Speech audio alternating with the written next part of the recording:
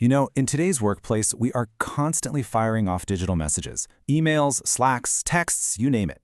And every single one of them, whether we realize it or not, says something about who we are professionally. So, how do we make sure they're saying the right thing? Let's get into it. Oh, come on, we've all been there. You know that split second of pure panic? The one where you realize your tone was completely off, or you forgot the attachment, again? Or maybe, just maybe, you CC'd the entire company on a message that was meant for just one person. That feeling? That's exactly what we're going to get a handle on today. Because let's be honest, sometimes that's exactly what it feels like, right? A minefield, where just one wrong step, one poorly worded phrase, can cause this totally unintended explosion. But it really doesn't have to be that stressful. A clear strategy is all you need to navigate it safely and, more importantly, effectively. And the very first piece of that strategy is simply knowing which tool to use and when. Seriously, the most effective communicators out there, they understand that a message that's perfect for an email is completely wrong for a quick text and vice versa. It's all about matching the medium to the message. So, let's start with the heavyweight champion of the digital world, email. I want you to think of email as the formal, official record of your professional life. These messages can be saved, they can be searched, they can be archived for years. So they carry a unique weight, and they demand a much higher level of care. So when you're drafting an email, a few rules are just, well, they're non-negotiable. Your message has to be crystal clear. The subject line, that needs to be a perfect, concise summary of what's inside. And you should always take an extra 10 seconds to proofread before you even think about hitting send. Mastering these simple habits is what really elevates your whole communication game.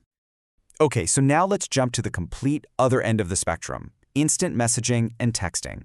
If email is all about permanence, these channels are all about speed. They're informal, they're immediate, and they are designed for quick conversations, not for creating some lasting record. Now you'll notice some of the same principles carry over from email, but with a pretty big twist. For IM and text, brevity is king. The message absolutely must be short, polite, and, this is the most important part, it should prompt some kind of action or response. This is just not the place for long, rambling paragraphs. And here is a perfect example. The supplier will deliver at 3 p.m. Can you confirm? It's incredibly brief, it's perfectly clear, and it has a direct call to action.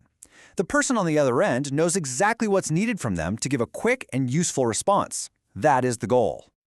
So let's just put them side by side to make it super clear. Email is formal, it's slower paced, and it serves as an official record. IM and text, they're casual, they're fast, and they're designed for quick action. Really internalizing this fundamental difference is the secret to choosing the right channel every single time. Now, no matter which channel you end up choosing, there's this kind of a universal code of conduct that applies everywhere.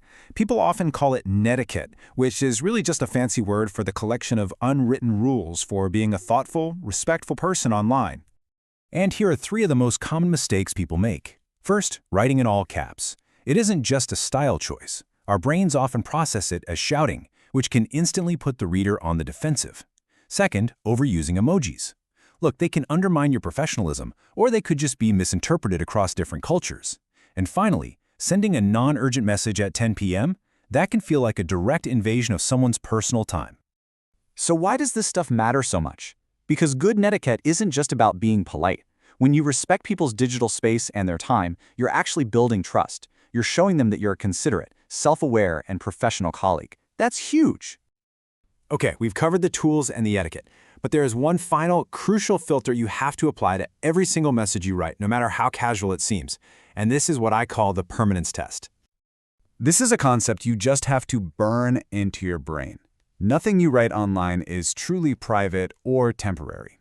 A casual IM can be screenshotted. An email can be forwarded to 100 people in an instant. You have to work under the assumption that everything you write has the potential to exist forever. So before you hit send on anything, an email, a text, any of it, ask yourself this one simple question. Imagine this message projected onto a giant screen in a company-wide meeting. If that thought makes you even slightly uncomfortable, then the answer is really, really simple. Don't send it. Rework it, rephrase it, or maybe just delete it and pick up the phone instead. This single question is your ultimate safety net in the entire digital world. Whew, we have covered a lot of ground here, right? From choosing the right channel and following the rules of netiquette, all the way to passing that crucial permanence test. So what's the one big idea that ties this whole thing together? This right here really gets to the core of it. The ultimate goal, every single time, is to find that perfect balance between speed and professionalism. Of course, you have to be efficient and move things forward, but you can never, ever sacrifice your professional standards just to get there. Mastering that constant balancing act is what truly makes someone a great digital communicator. So, as we wrap things up, I want you to just take a second and think about your own habits. Maybe it's committing to proofreading every single email from now on, or maybe it's just thinking twice before you send that late-night message. What's the one small change you can make starting today to truly master this balance?